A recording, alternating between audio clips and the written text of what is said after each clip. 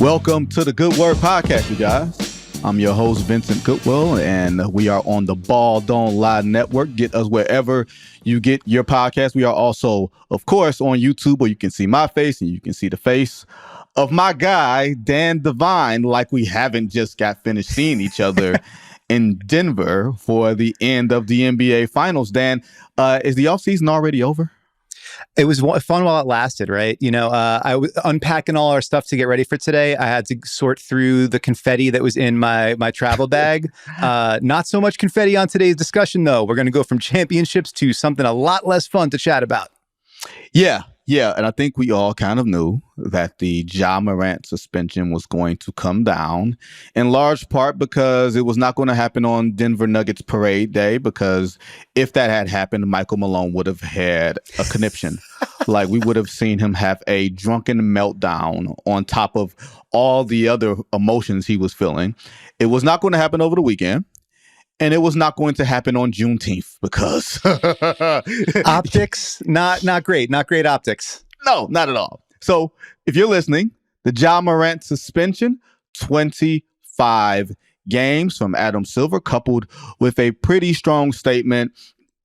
I think we all kind of expected this. If you expected 41 games, if you expected a full season, I think you were fooling yourself. You know what I mean? I think a 25-game suspension is pretty damn steep for Ja Morant. It's pretty steep for the Memphis Grizzlies. His 8-game suspension from the season was pretty costly because it cost him all NBA consideration from a lot of voters, which meant that cost him about $47 million. Like, I don't know exactly the number for this one, but for Ja Morant to miss 25 games, here's the other thing about this, Dan.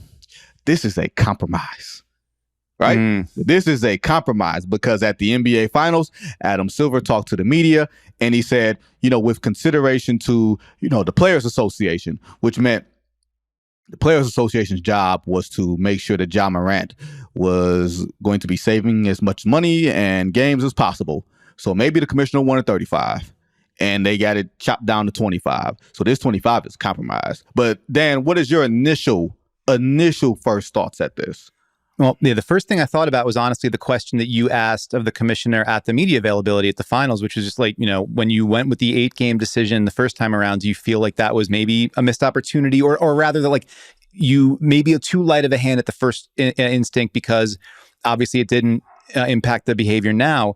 And his response was effectively like, it remains kind of unclear what will impact Ja's behavior moving forward. A third of a season thereabouts, which again, you know, you mentioned that the actions last season negatively impacted his standing with all NBA voters. I mean, myself included on that. 25 games means he's not going to be eligible for any All-NBA consideration or any individual awards this coming season either. You know, the new CBA is going to come in with that 67-game minimum. So he's already out for next season. The 8-game suspension last year, the numbers that I saw on it, I think was from Bobby Marks at ESPN, about $670K last season. This is going to cost him $7.6 million. Not making All NBA cost him like another $39 or $40 million. Yeah, we're up around $50 million in sacrificed salary as a result of the, you know, continued behavior here. And so like, that's a pretty significant penalty. You know, I saw some people responding to it and saying like 25 games, man, like he could have announced that during the finals. That's not like 25 games is a big deal. That's a huge number. That is a huge giant number. And so the question now, and you know, this was followed by the, you know, statements from Nike, statements from the Grizzlies, statements from the NBA. Everybody's now, you know, responding and everyone was sort of ready for this to happen. And the big one was from Ja Morant. And, you know, there's several paragraphs here about having had time to reflect and realizing how much hurt he caused. And to the kids who look up to me, I'm sorry for failing you as a role model. And that's great. Now it's about actions following behavior. And hopefully that's, you know, that comes through for Ja and for all parties involved, because I think all of us would much rather talk about the impact Ja Morant's able to make on the court and in that Memphis community with the way that he sort of uplifts his teammates and all that sort of stuff, rather than these kind of discussions. And then that turns now to, all right, the Grizzlies were a finals contender last season, and they're going to be without their superstar point guard for at least a third of the season. Now they start to move forward too. It's a lot of fallout. There's a feeling of like settling all family business before the end of the league year, before we get into the draft next week. And this was kind of like one of the last big shoes to drop in the league. 3 of them happened all this morning, but the Ja Morant certainly the most notable one, I think. Yeah, I think I have the statement from Commissioner Adam Silver that was released along with the suspension. A pretty big statement. I'm going to read it in part.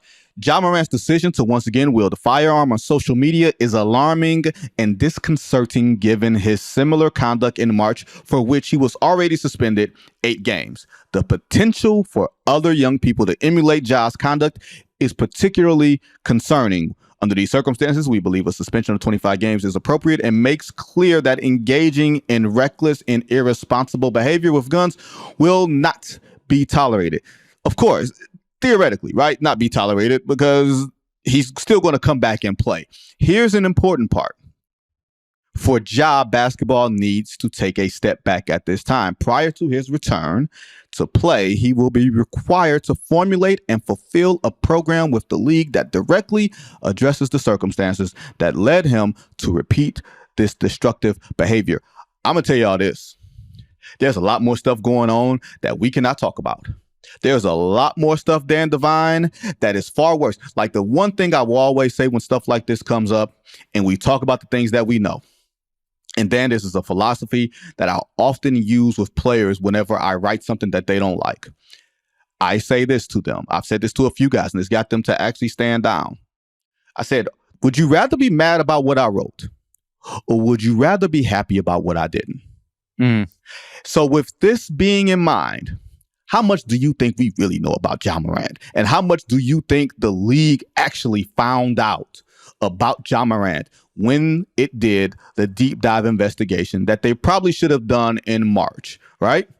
So with that being said, Dan, yes, there's a Memphis element to it, right? Is this a championship team? How are they going to function? You remember, they've literally told Dillon Brooks to hit the bricks, right? So as crazy as that looks, it seems on this paper, you're thinking, oh, Dillon Brooks is a crazy guy or whatever. He was still a valuable and integral part of that ball club. Now you've got Ja Morant that's going to miss a huge chunk of the season. 25 games for those who are not as aware of the NBA's calendar. The league starts on October 15th. That means 25 games. You'll probably be 2 or 3 weeks before Christmas. He won't miss a Christmas Day game if Memphis is on the Christmas Day schedule. But here's the one thing that I want to impress upon people who wanted more and understandably, might have wanted more. Ja Morant is very important to this league's future, Dan. He's really, really important to the point that when you think of under 25 American-born superstars that can identify with, whether it's the young crowd or who's marketable or good enough to be bankable, both on the floor and off, that list ain't very long. You may be talking about Anthony Edwards and this guy. So take USA Basketball out of it, but talk about somebody that can connect with the youth, that can connect with TV, the TV audiences, not necessarily the sponsors, but the TV audiences and playing in that market. I wouldn't say this is a compromise. It feels like a compromise, and it also feels like this for Ja Morant. You better thank your lucky stars that the Emperor David Stern is no longer with us. I will say that much to you, Dan Devine.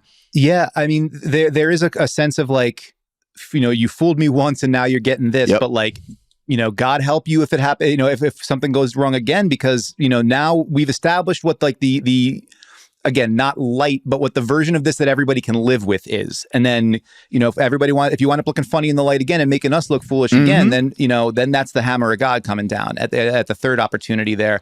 Additional chances like this are rare. And I think you're absolutely right. You look at it and say, there's a reason Nike made him a signature athlete, right? There's a reason that the Ja 1 was, of course, the timing of that being with all this, it's all kind of incredible. But there's people looked at him as, it's not just the highlights, it's also the way he is with his daughter off the floor, the way that he sort of, communicates through the screen to a viewer, to an audience. There's a magnetism to him on the screen. Absolutely. That sort of chemistry, that charisma, that's the word I was looking for, the charisma of it.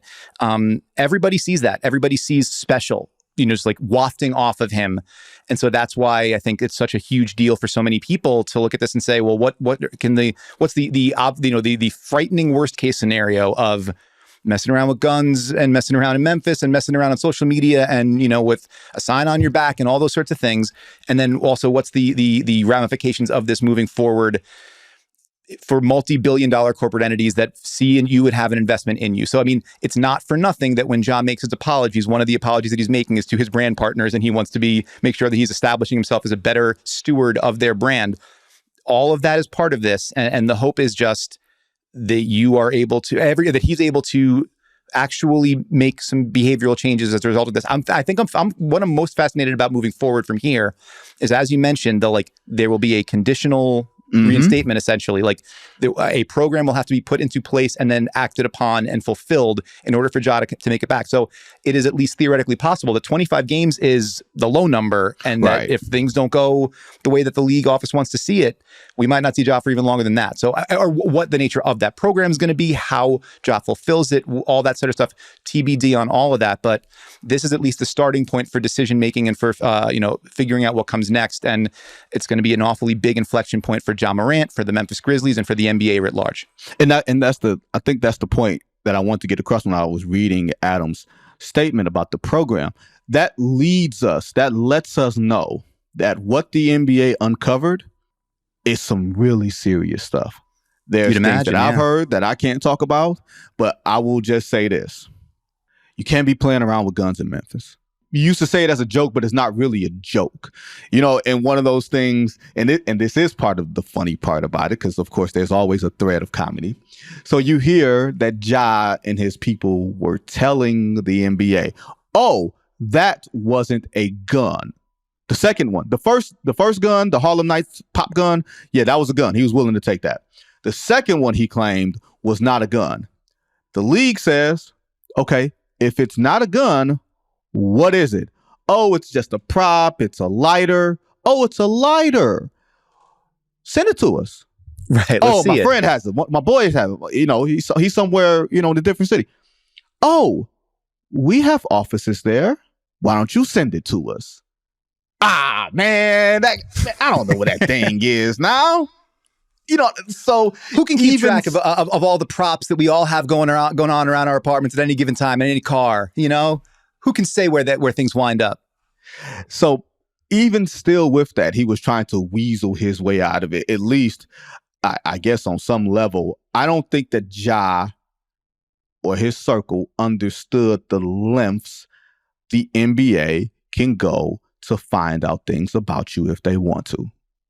I think because Ja getting in trouble, Dan, was only because Ja told us, right? Only because Ja told us. He was like, oh, as long as I stay off Instagram Live, they're not going to find out anything. Like, he's young enough to be naive enough to think that the NBA does not have extraordinary resources, extraordinary connections. And once you invite the scrutiny and say, like, there's a reason for the spotlight to go on me, you don't know exactly what corners of the room that spotlight's going to touch, and what it's going to unveil when it gets there. But to your point, once the microscope is trained on you, you might start to remember some things that you maybe didn't want to be brought out into the light there. So yeah, and I don't know if guns is his biggest problem, believe it or not. You know what I mean? Like, it's decision making. It's a bunch of things. I was surprised at the length of the first suspension, but I understood, oh, the team is going to be involved. They feel like they have a chance to win a championship. You're going to have NBA programming on every night for the next 2 months, and the Memphis Grizzlies stand to be a part of that. Okay, theoretically, that makes sense. Now you are in a spot, and this is where Nike's involved, because you have a signature shoe for which a commercial came out during the playoffs, so he didn't really feel the pain of that. You know what I mean? Like, you missed the 8 games and you missed out on a lot, but nothing was taken away from you. Now it's a lot of things have been taken away. If he can't get it together, then it is June 15th or something, right? 16th, rather. 16th. It's Friday. It's June 16th. It's Tupac's birthday. Funny how that works. It's June 16th. If you can't get it together by December, like, this is an important part of it to me, Dan. This is not October, November, and then you get suspended for 25 games. You've got the entire summer. Mm-hmm. You've got the fall. You've got everything going into, the season to really get yourself together. If he can't get himself together, there's a much bigger problem. You said 25 is the floor. 25 had better be the damn ceiling. You're absolutely right. I mean, and I think the fact that the Grizzlies' immediate response was a lot sort of narrower and terser than the league's was, and it was in full here. We respect the league's decision to suspend Ja Morant following this latest episode. Our standards as a league and team are clear, and we expect that all team personnel will adhere to them. The Grizzlies responded to the last Instagram live video by immediately suspending him, and of course they were indefinitely, but they were also not doing anything. They had been eliminated by that point. But to say, this is essentially a line in the sand, and we're saying, before there might have been pressures to, we're competing for a championship. We're the number, high seed in the West. We got an opportunity here. So we're going to, it might not be the best decision for everybody involved, but we're going to make sure we have Ja on the floor in the games that matter the most. This is whatever, evaluation you made there. This is put the longest possible runway in front of Ja Morant to be able to, instead of, going and doing some Reiki massages and breathing exercises, like maybe actually take the time to do the work on those things that might be more helpful. And I have no idea what those might be. So I don't want to, get into rank speculation on that stuff. Right. But the sense of like 2 weeks is probably not enough time to really do the kind of inventory that you would need to do on some of the things that have led you to this point. Here's hoping that 6 months is, or at least a meaningful starting point for that. I think everybody comes back to the same general place with this, which is we want to avoid the worst happening here. Right. You want to avoid the worst possible outcome here. And then on top of that, you want to get as close to the best possible outcomes for Ja Morant, for the Grizzlies, for the league, for everybody involved in it as possible. It's hard to see that happening without a real serious look at what's leading to these points. And as you're saying, maybe multiple other issues that are kind of contraindicating here and getting you to a place where there's a lot to unpack. So 25 games, whether it's the floor or the ceiling, or we'll see. I mean, it's if nothing else, a pretty significant number and a pretty significant time horizon that says, nothing matters besides the next 6 months, what you put into this. And then we'll see where we are after that and be able to move forward as maybe a player and a team in a league. It sets up for a redemption story, theoretically. It sets up for, like you said earlier, for this to be an inflection point in not just the professional life of Ja Morant, but the life of Ja Morant. And my first inclination when everything was happening was, if there is ever a chance, Dan, for basketball reasons to come into play and for a player to be traded from one place to the next, this would be it.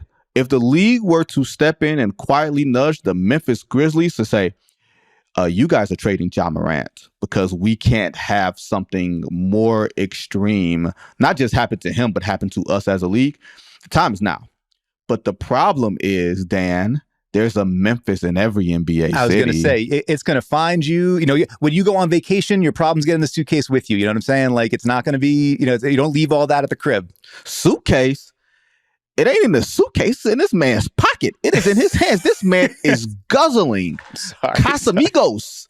Like, if you've ever had Casamigos, it's a tequila that you sip. Okay? He wasn't drinking it like it was a margarita. He was drinking it like it was Essentia, like it was water.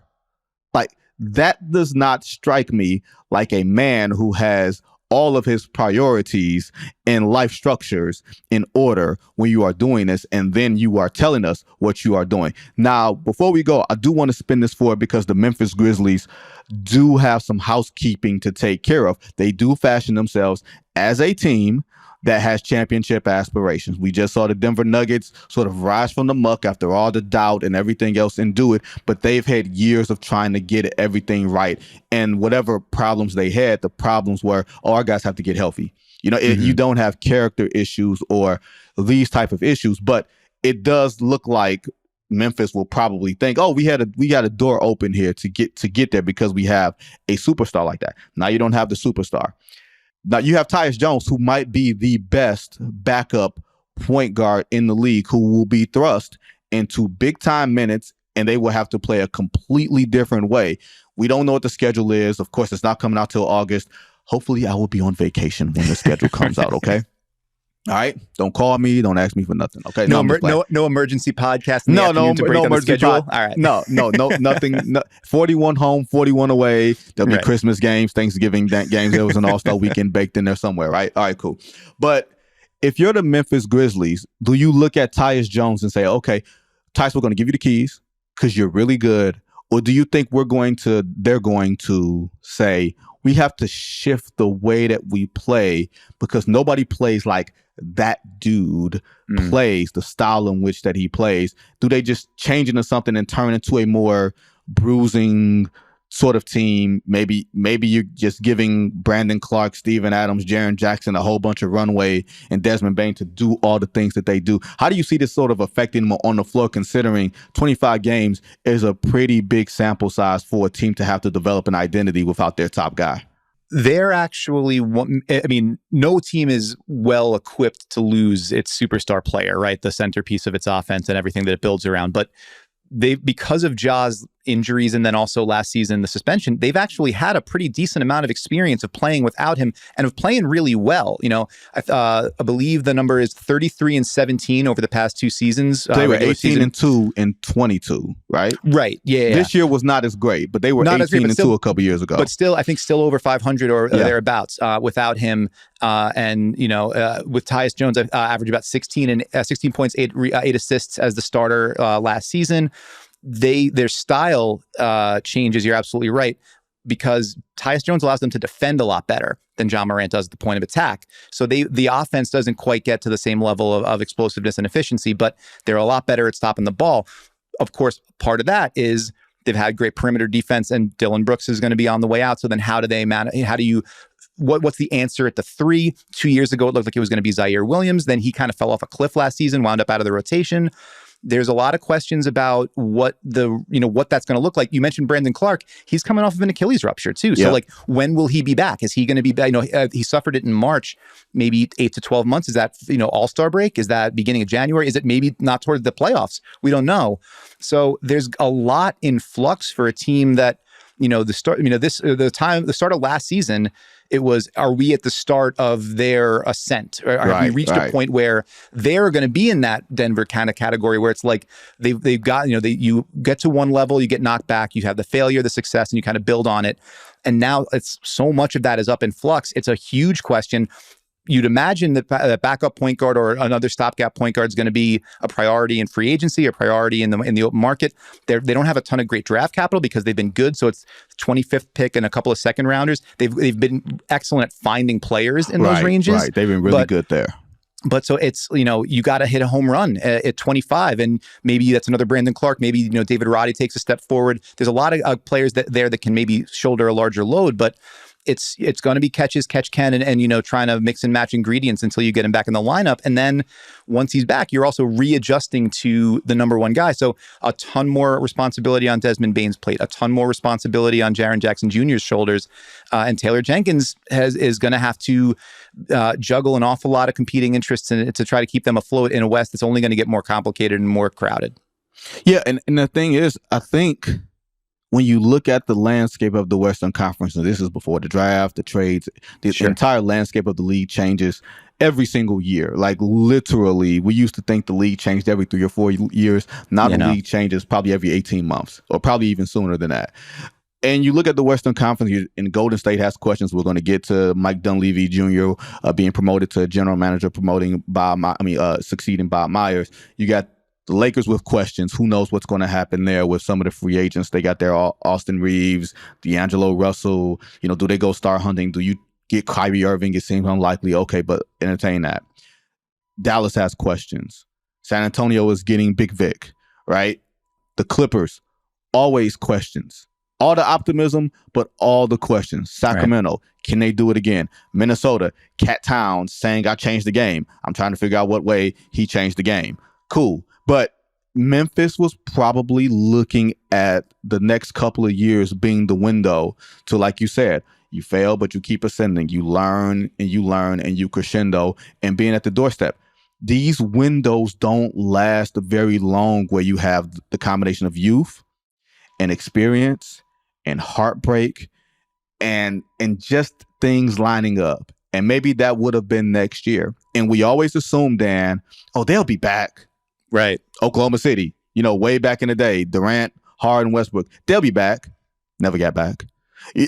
Maybe their window is done. And if their window is done, Dan, I'm going to say something really radical here. If their window is done, do you just have to blow this whole thing up? I think it's early for that, especially given that that's not a market where you can decide we're going to start over and, get a bunch of cap space and we're going to sign the next star, right? Like Memphis the reason that they've built this the way they have is because that's a draft and develop market, right? And so you have to, you get lucky with the Jaren Jackson Jr. lottery pick, you get lucky with the Ja Morant lottery pick, you hit a home run with Desmond Bane, and now you're in business. You decide to blow it up. You're not looking at, we're going to, be right back up here in 2 years. It might take a little bit longer. Even if you are, and as we said, that's that front office with Zach Kleiman and company. They live to kind of knock it out of the park in the draft. That's to get to the doorstep and then just have the rug pulled out from under you like that. I think that's like a last case, a last ditch effort, a worst case scenario for them to have to decide to start making those big moves, especially considering you've got Jaren Jackson Jr. under contract for multiple years. Ja Morant's going to be under contract for multiple years. Desmond Bane is not yet, but you can, max him out. You're going to be able to extend him several years into the future. So that young core that you've built and developed, you have some time to figure out the right way to move things around with it. It's not like all of a sudden those guys are going to hit unrestricted free agency and be able to be out on the open market. So patience, especially at a time like this, is probably like think slow, and make the right move. That would be my guess is how they're going to respond to it. But you're absolutely right to say, like, when you get to this point, you get and the stakes are so high for an organization.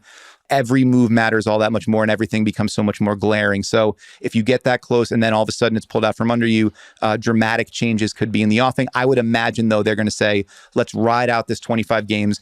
Listen, if Tyus Jones balls out, if Jaren Jackson Jr. and Desmond Bane are able to shoulder up larger loads, maybe they're well above 500 when Ja's able to come back, and then you put yourself in position to make one of the biggest additions that any team's going to make in the course of next season.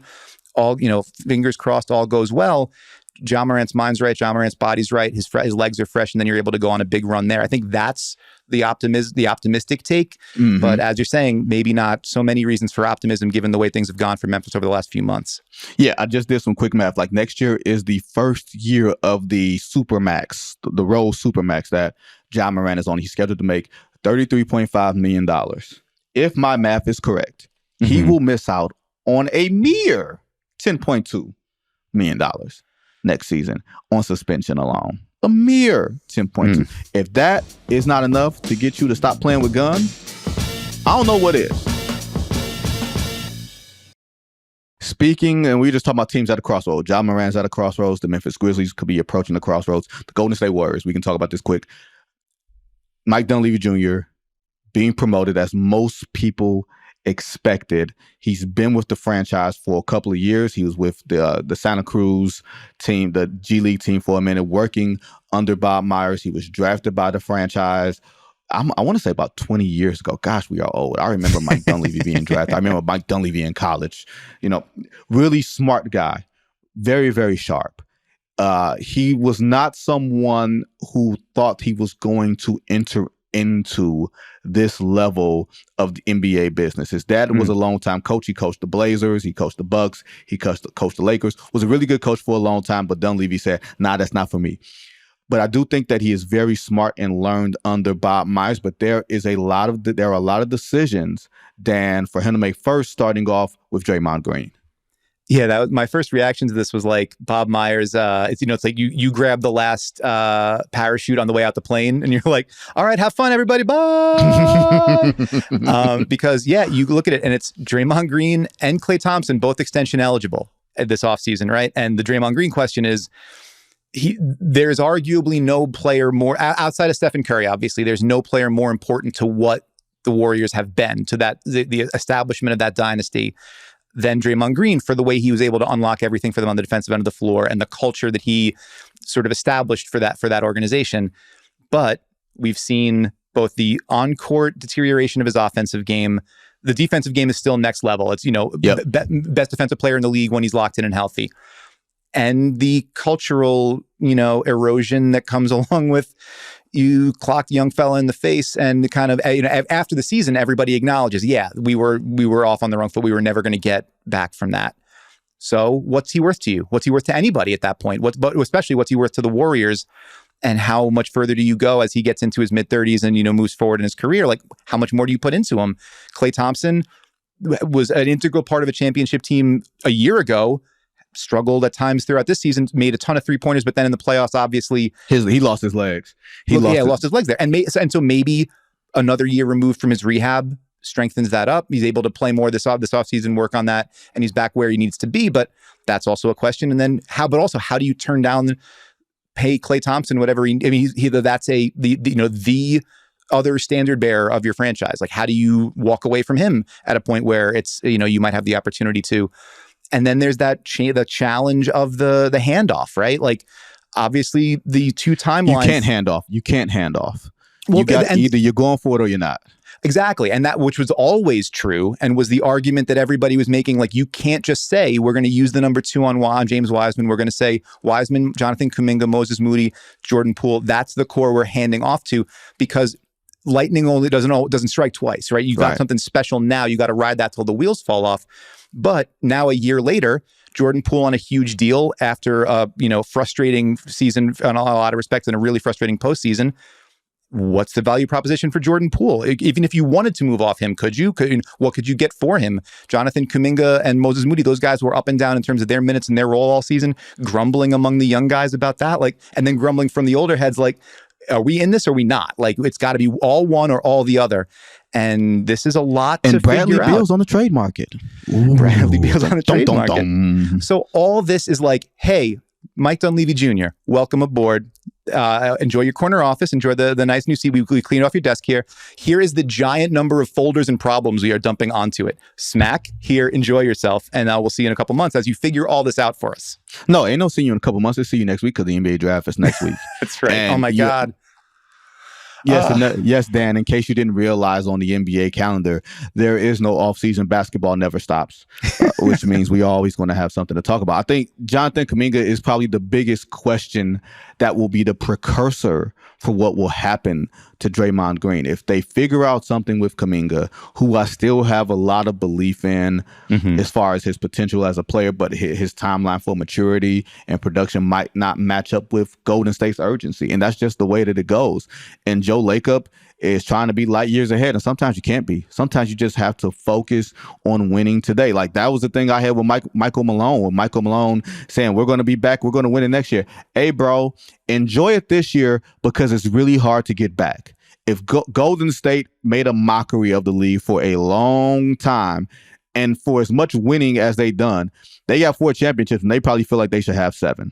You know what I mean? Like that sort of thing. So winning is very fragile, and franchises have to be, in my opinion, all in. You can't have one foot in the future and one foot in the present.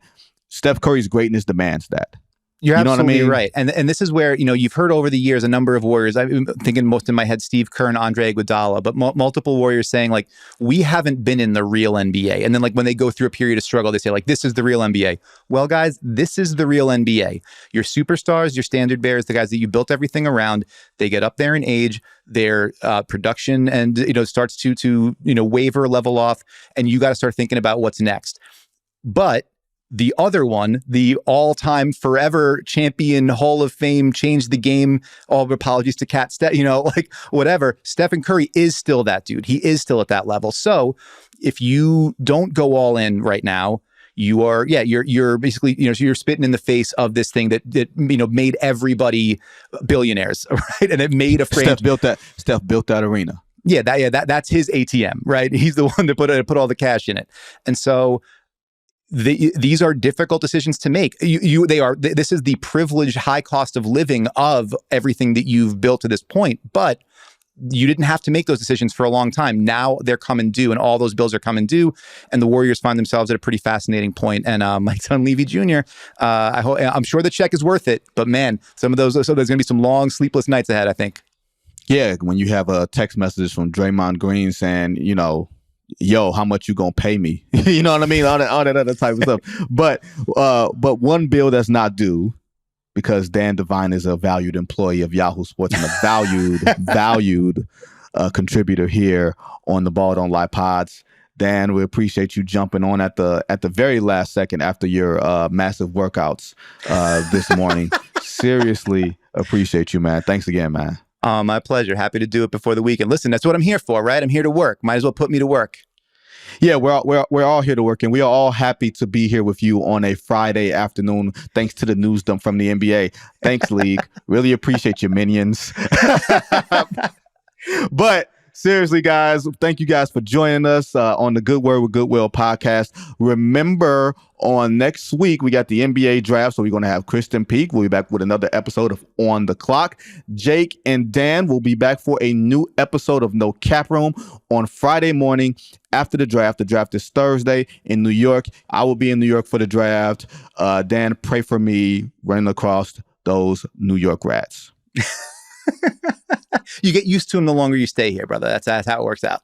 I will never get used to them, but I will get used to you guys listening, get used to you guys helping out. We got Brett behind the glass helping, of course, always John Gennaro, who's not here today, but we got Evan and Ron. Thank you guys for all the videos and all the help behind the scenes. Next week, once again, don't forget the Ball Don't Lie podcast, all of our podcasts on Yahoo Sports, always wherever you get them, and also on YouTube. Everybody, be safe.